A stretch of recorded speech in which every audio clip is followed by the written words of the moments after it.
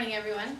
As we all know, we've all been in different types of organizations, but regardless of the organization, everybody has been through a learning period where you finally become a part of the organization. And today I will present the assimilation process, which is very important because it ultimately leads to job satisfaction and effectiveness if it's done correctly. So just examples. What's up? Is it on? It was on. Oh, there it is. Oh, right. Oh, okay. So these are examples from Dilbert. Obviously, they're very comical.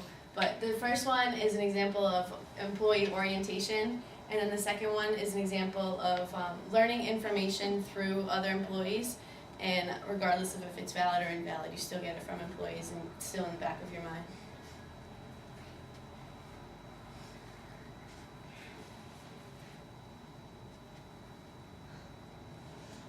Alright, so today I will be briefing the organization assimilation theory. I'll give you a background of the research. And then there's 4 different stages: the anticipatory socialization, the organizational encounter, metamorphosis. I will not be going over the exit stage of the process, and then I will overview my case study and then conclude. So organizational assimilation is the process in which new members of an organization become a part of or are observed into the culture of an organization. This is just simply, as it says, becoming part of the organization. And in order to do this, you go through 4 different stages: anticipatory socialization, which is right before you enter, mostly known as the interviewing process, but also the research that you do on your own before you enter the company, also mission statements that are given out to you. And then there's organizational encounter, which is when you discover the information firsthand when you get to the organization. And this is information seeking from employees, from training, orientation. And then there's metamorphosis, when you finally become a part of the organization and you transfer from an outsider to an insider. And then there's the exit stage. So just a brief background of the research that I found. The concept was developed by Frederick Jablin in the late 70s, early 80s. He's the one on the top. He also reviewed his concept again in 2001 with a book called The New Handbook of Organizational Communication. He just applied newer technologies to his theories. And then John Hess analyzed his research and decided that assimilation process was non-linear. Whereas Jablin said that there's 4 stages and that's how it happens, exactly in 4 stages.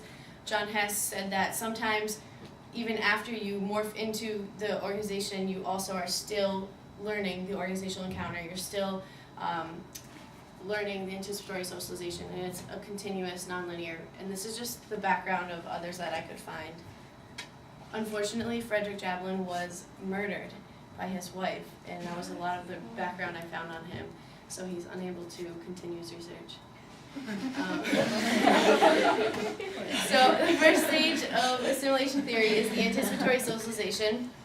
This is when you learn the ropes, and it's then when they teach you everything before you go in. There's 2 different stages: vocational anticipatory socialization. This is when you do the research on your own before you get there. Either like your family influences you on accepting the job or not. Educational institutions teach you what being a part of an organization is like. You also learn from your part-time job experiences, your peers and your friends, and your other research, and also what the media has to say about the organization that you're joining. And then the other stage is organizational anticipatory socialization. This is once the information you receive once you get accepted. This is, well, before you get accepted, the interviewing process. And this tends to be very biased because they only want you to know the good things, which I'll explain in a second. So when you are interviewing with the organization, you form expectations and judgments as soon as you enter the building. It happens to all of us. And if these expectations are met by the organization, say your interviewer says, oh, you'll be working one-on-one with the best author of our company, and then it turns out you're just getting him coffee. That they use strategic ambiguity, and your expectations of learning from him, learning how to write or editing or whatever, you were not met, and then your job satisfaction goes down because you're not happy in your organization. And like I said earlier, your expectations tend to be unrealistic because the interviewer is not going to say, oh, well, yeah, if you get this job, you're just going to be getting coffee. They're not going to tell you that, and they're going to tell you all the good things about their company and not necessarily the bad. The information that they give you once you enter the organization can be presented in groups, which helps you give support, which I'll go into detail later. It can be individually, which gives you a unique learning experience. It can also be informally, where you learn when you're already at the job and you tend to form bonds with other people, or formally, where they separate the newcomers from the veterans, and that way only the new information is given to the newcomers. Sequential information is given, it gives you a detailed outline of everything you need to know in certain phases of your job, rather than random, which is when you learn as you go and nothing is planned out for you. So each different type of getting organization has its own benefits and costs. So after anticipatory socialization, there's organizational encounter, and this is, there's different types of information that you need.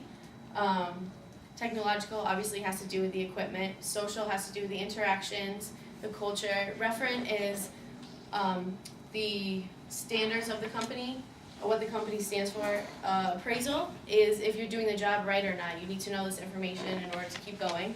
Normatives is the norms of the company. Organizational is also like the structure and just the background of the organization, and political, which is how they deal with ethical issues. These are all things you need to know when you come into the organization, because if you don't know, you could be blindsided and you could react differently than everybody else in the organization, and it'll look bad on you. And there's different ways to obtain all the information, such as obviously social information you want to receive from your peers, and technological you might want to ask your supervisor because they would give you a better answer. And ways to get this information are overt questions, which is direct, just asking the question straight out. Indirect, which is hinting about it without actually asking.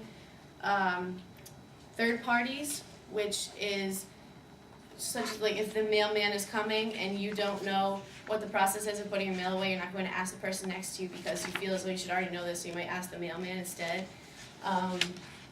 Testing the limits, doing something and then figuring out how they're going to react, whether you did it right or not.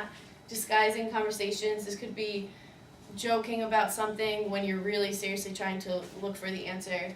Observing, which obviously is finding out how other people do it and modeling that. And surveillance, which is secretly listening in on a conversation in order to figure out what they're saying.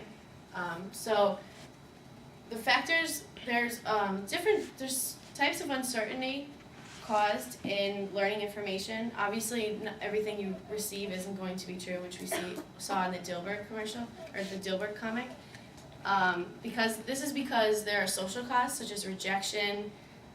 You feel as though you're annoying people when you ask them what you should be doing. If maybe you should already know how to do this, and so you don't want to bother anybody. It also depends on what you're asking them and who you get it from, whether it's upward or downward. And then it obviously has to do with, it's different for each individual. So then we are in the metamorphosis stage, where you finally become a part of the organization.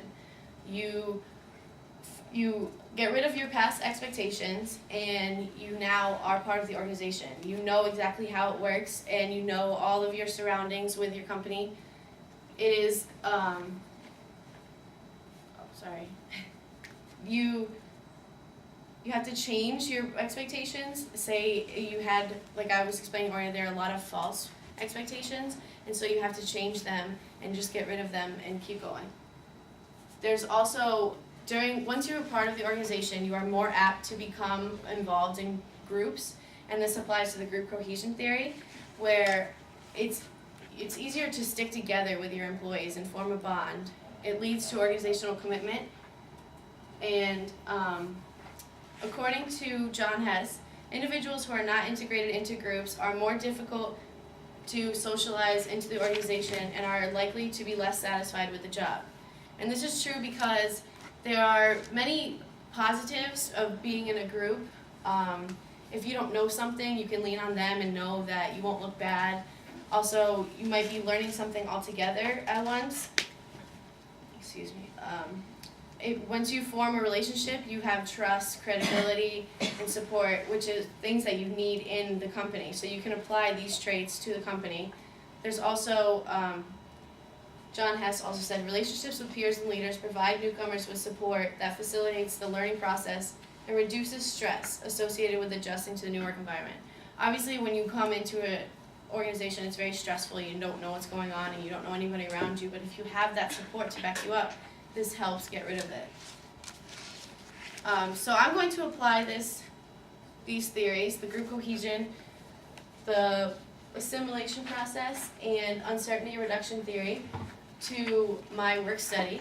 It's a very unorganized, lackadaisical job. My boss is the head of the Northeastern Athletic Equipment, and she has a learn-as-you-go type of job, and so I will be interviewing one of my employees who got the job from her roommate, which I can apply to her information-seeking strategies, because obviously she had third-party opinions and she had an informal mentor, and it'll help apply the theories in different types of ways. And some of the questions I'll be asking are just, can you describe the orientation or training processes given to the employees?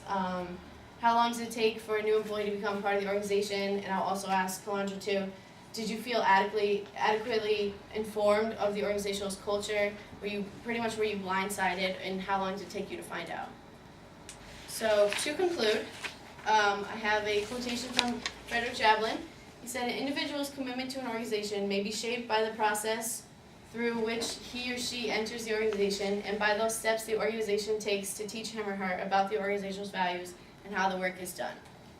So like I said earlier, it ultimately leads to job satisfaction and effectiveness if done correctly and if they are given enough information so that they are not uncertain about the organization.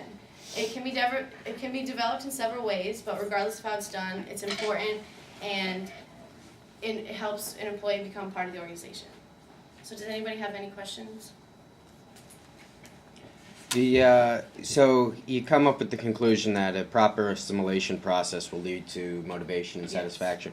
What would be steps to improve the assimilation process? Just making sure that the employee isn't blindsided by the information, and also that they feel as though they can seek the information.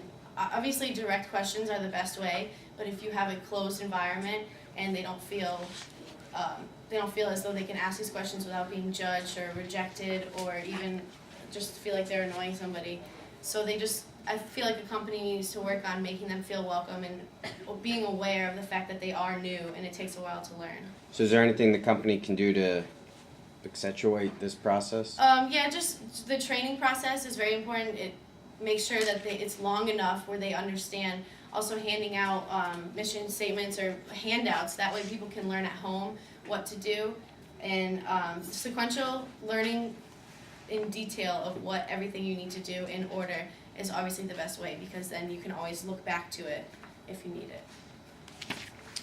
And when you apply this to the organization, you're applying it to the athletic department? Yes. What aspect of the athletic department?